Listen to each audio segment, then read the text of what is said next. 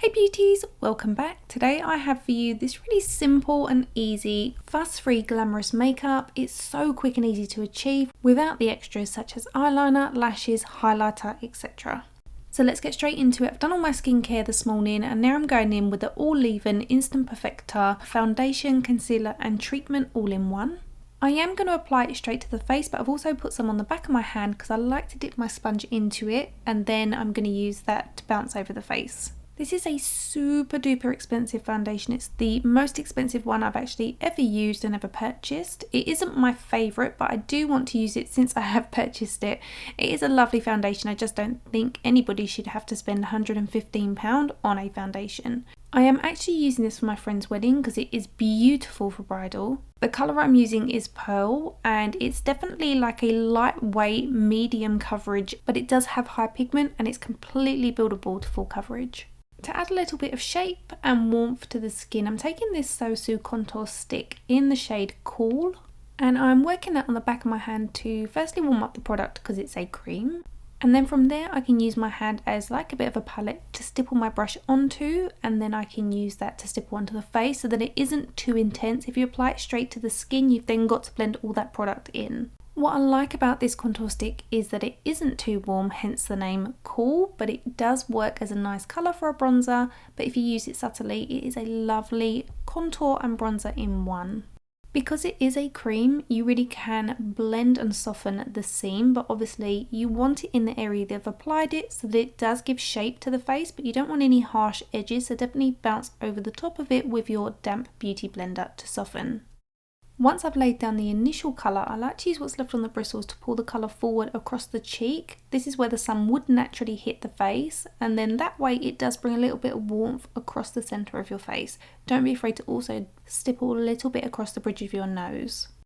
You also want to do that across the top of the forehead. It doesn't have to be right against the hairline, but it does need to blend back into the hairline. Sometimes we get a little bit more colour kind of towards the centre of the forehead going backwards, so you don't have to keep it directly around the circumference, you can blend it down a little bit. This all depends on if you are just looking for structure or you want a sun-kissed feel to the skin. I'm also taking a little bit of that down the sides of my nose, again to bring a little bit of structure back to the face because foundation can make it look quite flat.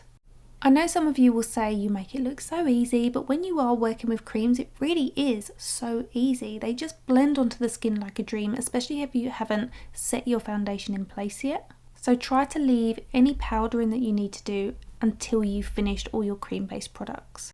On the eyes, I'm using the shade Night Dweller by NUDESTIX. This was part of the Hilary Duff Daydreamer collection. I don't know if it's still available, but I chose this because it wasn't too dissimilar to the sage colour top that I'm wearing, so even that goes on a little bit more intense, when you blend it out it's a little bit softer.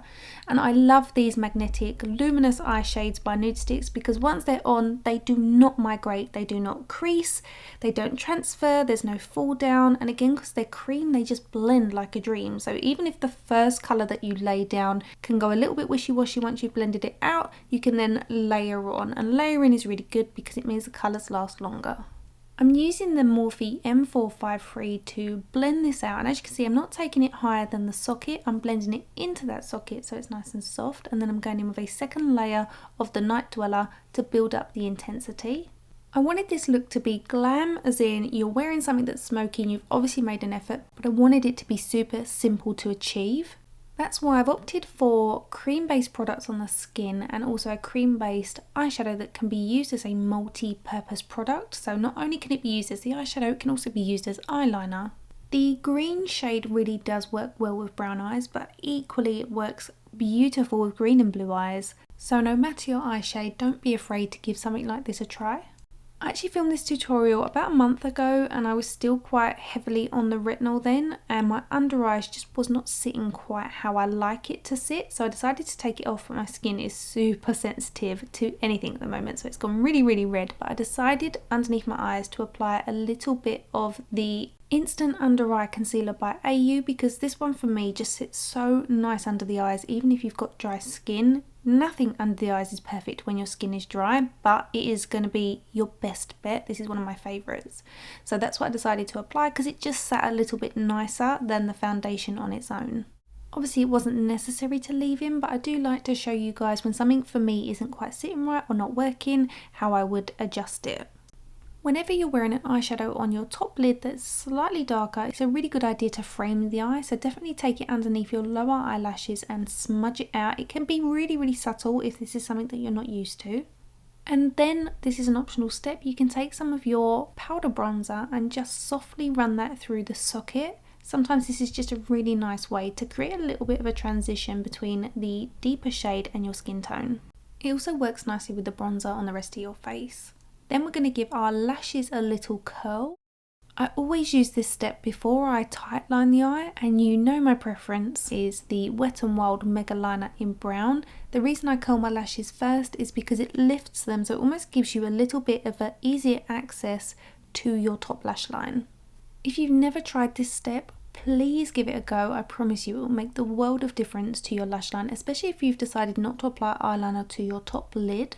The mascara I'm going in with today is my Happy Toy by Diego Della Palma. Now the actual formulation of this is great if you want to make the most of your natural lashes. If you want drama, especially when you're wearing a smoky eye, then this is a great mascara. My only qualm is it's a little bit chunky with the wand, and I don't have particularly small eyes, so the wand shape never really bothers me, but this one I just tend to find I get into a bit of a mess with.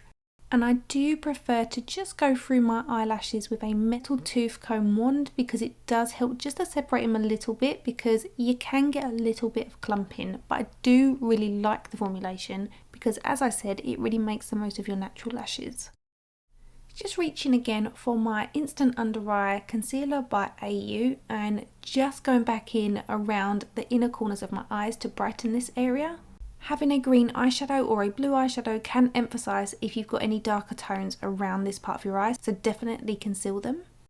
I'm going in with the KVD Luminary Mod Con blush.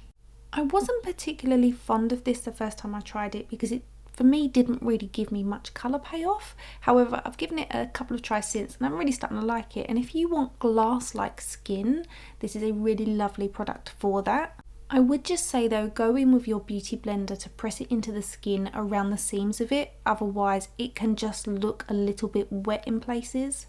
I'm going to show you two subtle lip options. The first one is by LH Cosmetics. This is the Majestic lipstick in the shade Light Beige. This is a buttery, creamy consistency. It's in a luminous finish and it has a beautiful vanilla scent. This is for those of you that love a nude lipstick. It's really pretty and there are 5 shades available. This kind of ties in a little bit more with the bronzy vibe that we've got going on the skin.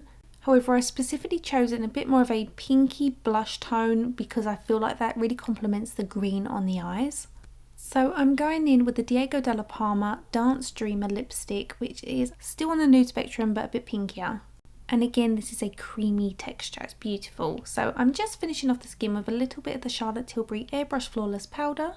And that completes today's fuss-free glam. I say fuss-free because there's not a lot of effort that goes into creating this, in terms of we've chosen products that make our life so much easier to achieve this look. As always, I will list and link all the products I've used in the description bar. Please give the tutorial a thumbs up if you enjoyed it. Come follow me outside of YouTube over on Instagram for more, and I will see you next week. Bye guys!